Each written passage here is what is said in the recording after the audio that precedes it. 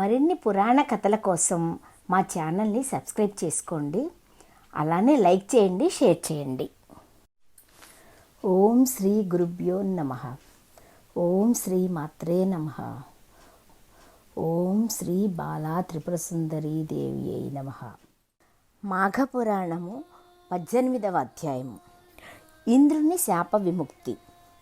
శ్రీ మహావిష్ణువు దేవతలతో మరలా ఇట్లన్నాడు: దేవతలారా, మాఘ మహిమను ఎంత చెప్పినను తీరదు. మాఘ పూర్ణిమ నాడు మాఘస్నానము, పూజ మున్నగునవి చేసి వృషోత్సర్గమును చేసిన వాని పాపములన్నీ నశించిపోవును. మాఘవ్రతము ఆచరించిన వారు నాకు చాలా ఇష్టలు. వారు దేవతలై వైకుంఠమును చేరుదురు. గంగా నది తెల్లగా ఉంటుంది, యమునా నది నల్లగా ఉంటుంది. వీని అలల చామరముల వలె కదులుచూ ఉంటాయి. అచ్చట విశాలమైన వటవృక్షం ఉన్నది. వీనితో కూడిన ప్రయాగ క్షేత్రము తెల్లని నల్లని అలలనెడి చామరలను, గంగా యమునలను ముని కన్యకలు వీచుచుండగా, అక్షయ ఛాయకల వటవృక్షము ఆతపత్రముగా ప్రయాగ సర్వతీర్థములలో రాజై ప్రకాశించుచున్నది. మాఘస్నానము ఆపదలను పోగొట్టి సంపదలను ఇస్తుంది. మాసములలో మాఘమాసము గొప్పది. సూర్యుడు ప్రకాశించు వారిలో గొప్పవాడు. అశ్వత్థ వృక్షము వృక్షములలో ఉత్తమము. దేవతలలో నేనైన విష్ణువుని ఉత్తముడను. వేదములు శాస్త్రములలో ఉత్తములు. ద్విజుడు అన్ని వర్ణములలో గొప్పవాడు. రాజులలో శ్రీరాముడు ఉత్తముడు. ఋతువులలో వసంతము గొప్పది. మంత్రములలో రామతారక మంత్రము ఉత్తమమైనది. స్త్రీలలో లక్ష్మీదేవి ఉత్తమరాలు. నదులలో గంగా ఉత్తమమైనది. మేరువు పర్వతములలో గొప్పది. అన్ని దానములలో ధనదానము గొప్పది. మాఘమాస వ్రతము అన్ని వ్రతములలో ఉత్తమము. మాఘమాస వ్రతము సర్వఫలప్రదము. కృష్ణవేణి, గంగా, కావేరి ప్రభృతి సర్వ నదుల యందును 10 సంవత్సరముల పాటు సూర్యోదయ సమయమున స్నానము చేసినచో వచ్చు పుణ్యము 3 దినములు అరుణోదయమున చేసిన మాఘ స్నానము వలన వస్తుంది. మాఘ స్నానము చేసి పూజ మున్నగు వానితో వివిధ పుష్పములతో సాలగ్రామ రూపముననున్న నన్ను పూజించిన మోక్షము వచ్చును అని శ్రీమన్నారాయణుడు దేవతలకు మాఘవ్రత మహిమను వివరించాడు. దేవతలు విష్ణువాక్యమును శిరసావహించి ఇంద్రుని వెదుకుచూ పద్మగిరి పర్వతమును చేరారు. ఇంద్రుని వెదుకుచున్న వారికి చిన్న పాదములు, పెద్ద శరీరము కల విచిత్రమైన తొండ ఒకటి కనిపించింది. ఆ తొండ వారిని చూచి భయంకరముగా ధ్వనిని చేస్తున్నది. దేవతలు ఆ తొండ ఒక రాక్షస రూపము అని తలచారు. వారు దానిని తీగలతో బంధించారు. ఎంత ప్రయత్నించినను ఆ తొండను కదలింపలేకపోయారు.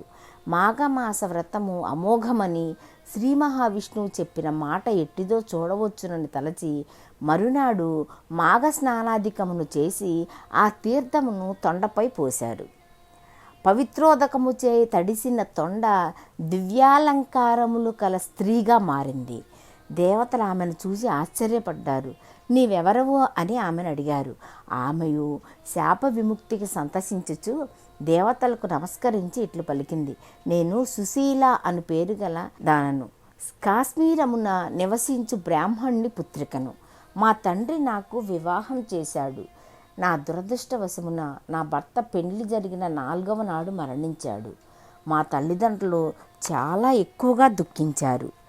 నా తండ్రి మనుష్య జన్మము కష్టప్రదము. బాల్యముననే వైధవ్యమునందుట మరింత కష్టము. ఇట్లు బాల్యముననే భర్తను పోగొట్టుకున్న ఈమెను చూడజాలను. ఈమెను బంధువులకు అప్పగించి వనమునకు పోయి తపమాచరించుటయే మేలు అని తలచాడు. పుత్రికనైన నన్ను బంధువుల వద్ద ఉంచి నా తల్లిదండ్రులు ఇరువురును వనవాసమునకు పోయారు. అచ్చటనే మరణించారు. నేనును బంధువుల వద్ద ఉన్నాను. కానీ వారి నిరాదరణ ఫలితముగా చూచువారెవరునూ లేకపోవటచే భిక్షాటనముచే జీవించుచున్నాను.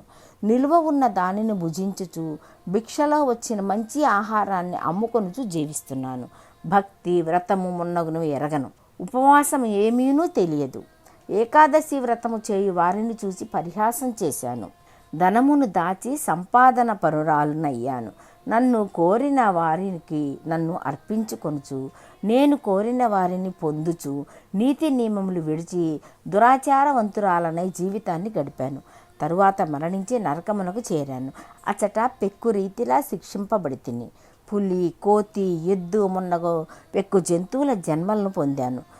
పెక్కు బాధలను పడ్డాను. ఒకనాటి జన్మలో 5 దినముల క్రిందట ఆహారమును ఆకలి కల వారికి పెట్టాను. ఆ చిన్న మంచి పని వలన మీరు దయ ఉంచి నాకు శాప విముక్తిని కలిగించారు అని పలికింది. మాఘమాస పవిత్ర నదీ జల స్పర్శచే ఆమె దేవప్రియ అను పేరును పొందెను. దేవతలలో ఒకరామెను వివాహమాడారు. మాఘమాస మహత్యమును దేవతలు గమనించి విస్మతులైరి ఇంద్రుని వెతకసాగారు. పద్మగిరి గుహలలో వికార రూపముతో తిరుగుచున్న ఇంద్రుని చూచి బాధపడ్డారు. ఇంద్రుడును వారిని చూచి సిగ్గుపడ్డాడు, లోనికి పారిపోయాడు. దేవతలను ఇంద్రుని వెంబడించి వారిని ఊరడించి ధైర్యాన్ని చెప్పారు. విష్ణుదేవుని వలన నీవు చేసిన పాపమును పొందిన శాపమును తెలుసుకున్నాము. మహావిష్ణువు నీ శాప విముక్తికి మార్గమును చూపించారు. ఆ ప్రకారము చేయుదమని రమ్మని తుంగభద్రా తీరమునకు తీసుకొని వచ్చారు. మాఘమాసమంతయు వాని చేత మాఘస్నానం చేయించారు. ఇంద్రుడును శాప విముక్తుడయ్యను. కృతజ్ఞుడై శ్రీ మహావిష్ణువును స్తుతించాడు. ఇంద్రుడును దేవతలతో కలిసి స్వర్గానికి చేరారు. రాక్షసులను జయించి సుఖముగా ఉన్నారు. గృత్సమత మహర్షి జహ్నుమునికి ఈ విధముగా మాఘమాస స్నాన మహిమను వివరించారని పలుకుచుండగా జహ్నముని, స్వామి, ఈ విష్ణు కథామృతము ఇంకనూ వినాలని ఉన్నది, ఇంకనూ చెప్పండి అని కోరారు. గృత్సమత మహర్షి ఇట్లు పలికారు. పూర్వము పంపాతీరమున ధనవంతుడైన వైశ్యుడొకడు కలడు. ధన సంపాదనము తప్ప ధన వినియోగము అతడు చేయలేదు. పూజ, దానము మున్నగు మంచి పనులు కూడా చేయలేదు. అందువలన మరణించిన తర్వాత నరకలోకము చేరాడు. అచ్చట కొంతకాలం ఉండి దరిద్రుడై జన్మించాడు. దరిద్రుడై మరిన్ని పాపకార్యాలను చేశాడు. మరణించి పిశాచమై పంపాతీరమున మర్రి చెట్టుపై నుండి అచ్చటకు వచ్చిన వారిని పీడిస్తూ ఉండేవాడు.